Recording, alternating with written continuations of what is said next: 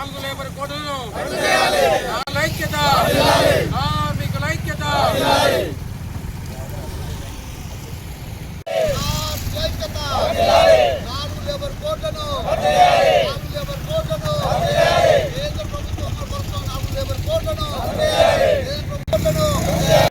కేంద్ర ప్రభుత్వం అవలంబిస్తున్న కార్మిక కర్షక ప్రజా వ్యతిరేక విధానాలను వ్యతిరేకిస్తూ మరి ఈరోజు యావత్ దేశవ్యాప్తంగా సమ్మె చేయడం జరుగుతుంది.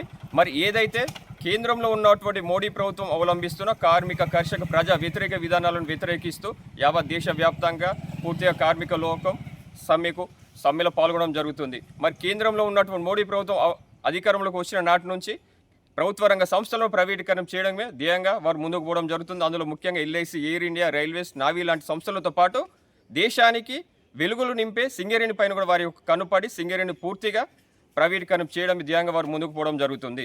అలాగే అందులో